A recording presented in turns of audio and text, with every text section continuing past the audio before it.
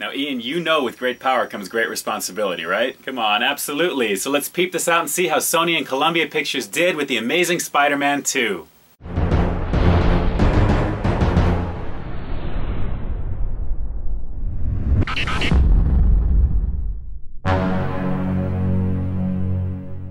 YouTube, Facebook, Twitter, peep this out, it's your boy Ian K, back with a review of The Amazing Spider-Man 2, the sequel to one of the most controversial franchise reboots in recent memory, guys.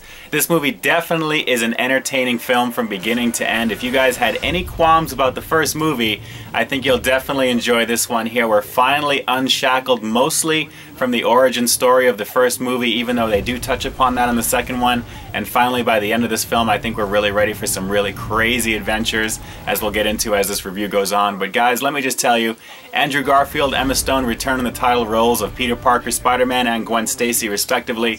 We've got Jamie Foxx in the role of Max Dillon and Electro. Very great role for this guy. I gotta tell you, I was a little bit on the fence when I heard that Jamie Foxx was gonna be this character, only because of what I remember as a kid as Electro being the guy with the big yellow star on his face. But definitely he did a very solid job. You understand the motivation of exactly why he's doing what he's doing. And the special effects job in general was just insane. Definitely for a tentpole film of this nature, you are definitely going to enjoy watching him in action. It was really awesome to see. Dane DeHaan, well known for his role in The Chronicle, is also in this film as Harry Osborn, and some of his scenes with Andrew Garfield are some of the best in the film. Very brooding personality. Sally Field returns as Aunt May along with Paul Giamatti in the very first live on-screen appearance of the Rhino. And guys, he was very fun to watch. If you guys are on the fence with the look of the Rhino in this film compared to the comic book, by the end of this film you'll understand why he looks the way he does, and I thought they handled it very, very well. And lastly, there are a few cameos in this film by some people that you'll recognize, but one of them instantly was BJ Novak of The Office fame. He played Ryan on The Office. He's got a small part in it. Very entertaining. Now, special effects wise, you guys are going to know that the Spider-Man films are definitely exhilarating. This movie so far, out of all of the movies that have come before it, really exemplifies the feeling of swinging, of flight. When you see Spider-Man in action, and you have to watch this in IMAX 3D, that is the only way that you have to watch this movie if you really want to get the full impact. It is very jaw-dropping in terms of how they did the scenes, swinging between the buildings, watching him swoop down in front of cars. The overall feeling and just that feeling of flight and movement is insane. It's got all the classic money shot poses of Spider-Man, really amazing. That absolute sense of awe jumping off of buildings and seeing the cityscape below you as Spider-Man is plummeting to Earth only to quickly shoot his webs out and attach on and fly up. Really killer to watch, and guys, it's just wholeheartedly a fun movie. It's a very fun popcorn film. You're going to enjoy a lot of the humor that's in this. This has a lot of shades of the comic book in terms of the humor, the banter between Spider-Man and the villains, the way things work. It's got a little bit more levity compared to the first movie. I think because you're unshackled from that origin story for the most part, in part one there, you can really kind of begin to explode and have some fun with this character a little bit. And clearly it shows the director, Mark Webb, and the writers have really kind of moved that story along further. The city is accepting Spider-Man more. There's a lot more conversation about what's going on. He's more well known.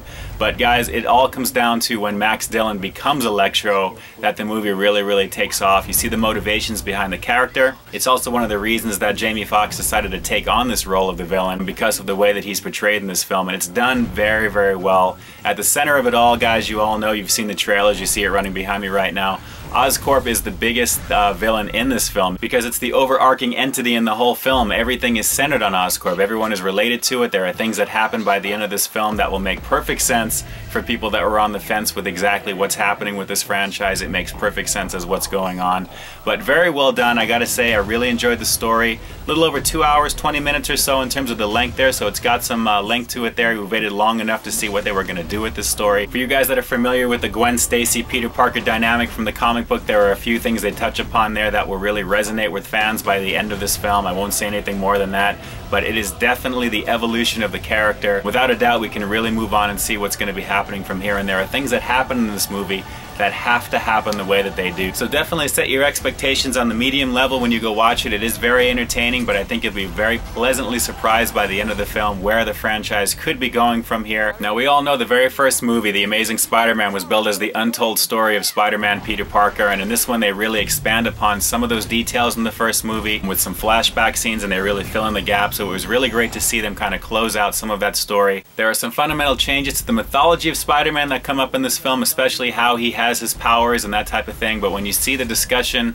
of Oscorp and certain things that are involved there, it'll make perfect sense when you understand how Spider-Man is the way that he is. And for anyone on the fence about there being too many villains in this film, guys, there is just enough screen time, I think, to really make it adequate for everybody there. You'll see a lot of different things on screen, but it is not hard to follow. It's not overly jam-packed. It doesn't have the same criticism after watching this movie compared to Spider-Man 3, which I thought was, it could have been a lot better. This one definitely plants the seed.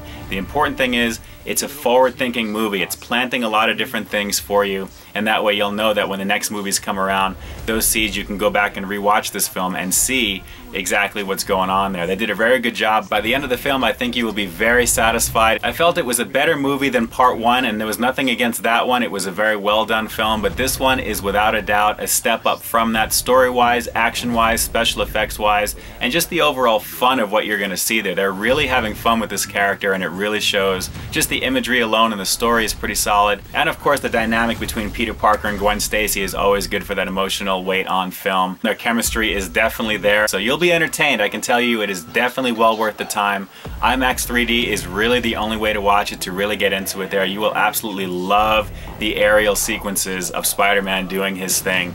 Just a lot of the classic poses, a lot of that fun from the comic book is in this, on top of the crazy action, which is an amazing thing to watch. These movies really up the ante in terms of that action level there, and this movie has it. Don't blink. I'm telling you, there's a lot of stuff to look at in this film there, but you are definitely going to enjoy it. And it really is just the start of the summer season. So gang, on that bomb sexy for your eyeballs scale of 1 to 10, I am giving The Amazing Spider-Man 2 a solid 8. Guys, it is a better movie than the first movie. That's how you have to look at it there. It really sets the tone for the franchise going forward, and ultimately it has a little bit of everything in this film compared to the first movie there, on a little bit more of an even level. I mean, I love the humor, I love the action obviously there, the story was moved along nicely, just the emotional conflict that was going on between Max Dillon's Electro character and everybody else around him. But you gotta appreciate the little nods to the fanboys out there that are really familiar with the character and the mythology, especially with certain names and certain situations. If you really pick up on it, it's gonna be pretty exciting going forward, guys, and I'm really looking forward to seeing what Sony and Columbia Pictures is gonna do with this franchise going forward. Oh, and gang, just a quick tip, at the very end of the film, make sure you whip out your cell phone and cue up Shazam and tag that ending song played by Alicia Keys and Kendrick Lamar called It's On Again.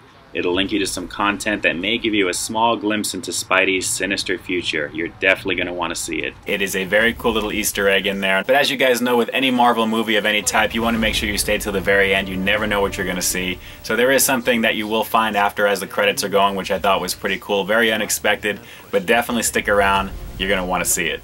Alright gang, it is about that time. Drop those comments down below. Have you seen the midnight showing or any showing of The Amazing Spider-Man 2 so far? I'm very curious to know what you thought of the film.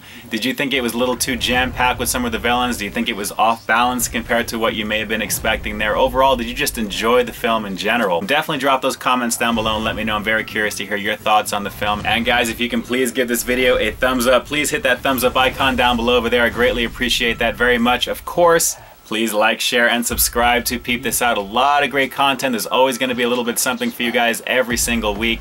I definitely try and keep it entertaining and informative as much as I can, but do tell one peep that you know about the channel. Have them take a look there. There's a lot of great stuff, of course. You absolutely know I appreciate that love and support very much. And of course, you know me, guys. It's your boy Ian K, who definitely understands that with great power comes great responsibility. I will talk to you next time. Stay frosty.